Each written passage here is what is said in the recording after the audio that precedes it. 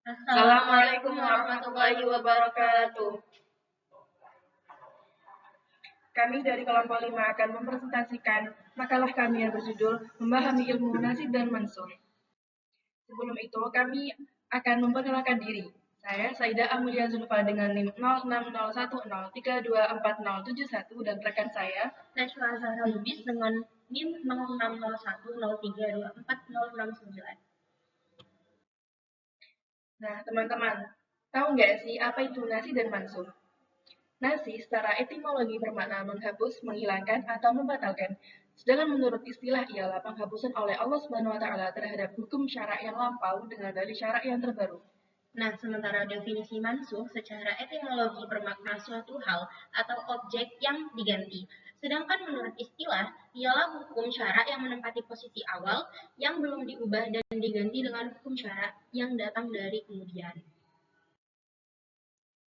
Nah, nasi dan mansu sendiri memiliki persamaan dan perbedaannya. Antara lain persamaannya itu ada 3 teman-teman. Yang pertama, keduanya membatasi kandungan hukum. Yang kedua, mengkhususkan lafaz. Jadi tidak semua lafaz itu bisa dinasi dan dimansuh ya teman-teman. Hanya beberapa lafaz tertentu. Yang ketiga, keduanya memiliki fungsi dalam hukum syarak. Nah, sementara itu perbedaan dari taksis dan nasih, yang pertama itu ada taksis tidak berlaku pada perintah yang hanya mengandung satu perintah. Sementara nasih itu berlaku pada perintah yang hanya mengandung satu perintah. Yang kedua, nasah itu tidak dapat terjadi kecuali dengan khitab dari pembuat hukum. Sedangkan taksis itu dapat dilakukan dengan dalil akli dan nakli. Yang ketiga, taksis boleh dengan kias, sedangkan nasah tidak boleh dengan kias.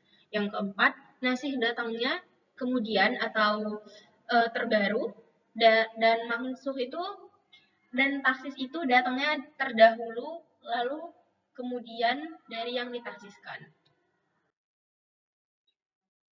Nah, cara mengetahui nasi dan mansuh itu ada 4 teman-teman.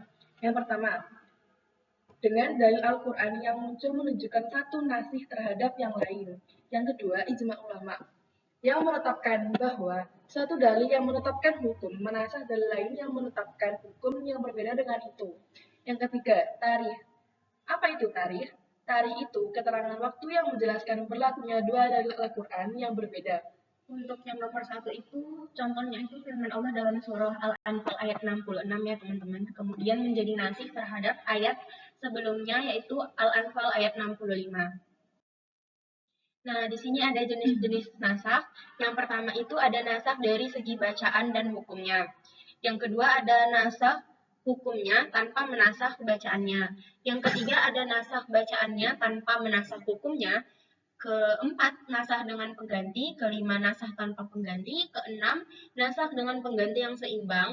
Ketujuh, nasakh ya, dengan pengganti yang lebih berat. Dan yang terakhir ada nasakh dengan pengganti yang lebih ringan. Setelah jenis-jenis nasah, ada pun macam-macam nasah yang terbagi menjadi 4 bagian. Yang pertama, nasah Al-Quran dengan Al-Quran, yang berarti Al-Quran tersebut dihapus sama-sama dengan Al-Qurannya, teman-teman. Yang kedua, nasah Al-Quran dengan sunnah. Berarti itu Al-Quran diganti dengan hadis, kan sunnah. Yang ketiga, nasah sunnah dengan Al-Quran. Berarti hadis tersebut diganti dengan ayat Al-Quran. Yang keempat, nasah sunnah dengan sunnah. Sama halnya seperti poin pertama, yakni setara. Yang keempat itu ada 4 macam. Yang dari nasah sunnah dengan sunnah itu terbagi lagi menjadi 4 macam. Yang pertama itu ada nasah hadis mutawatir dengan hadis mutawatir.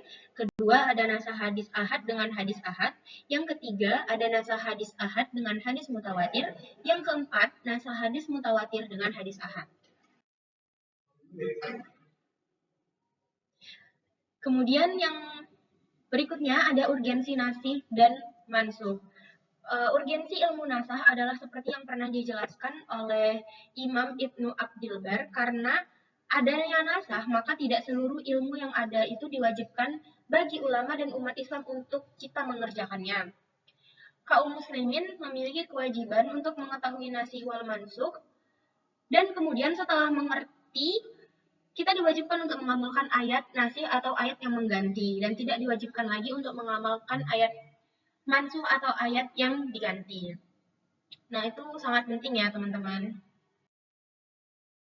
Nah, untuk pertanyaan mungkin dari presentasi kita atau penjelasan kita dari kalian para pelihat kami presentasi ini yang nonton ini, apabila ada kebingungan atau tidak memahami apa yang kita jelaskan, bisa kalian tanyakan di kolom komentar ya teman-teman di bawah. Kemudian sebelum berakhir nih Kak Zulfa, kita ada kata-kata untuk para penonton. Yuk Kak Zulfa, gimana? Kata-kata ini dikutip oleh Sayyidina Ali bin Abi Thalib yang mengatakan, ilmu itu ada dua macam teman-teman. Apa yang diserap dan apa yang didengar. Jadi ada dua macam ilmu itu. Yang pertama, apa yang diserap dan apa yang didengar. Dan yang didengar tidak akan memberikan manfaat jika tidak diserap. Sekian dari presentasi kelompok 5. Apabila ada salah kata, mohon dimaafkan.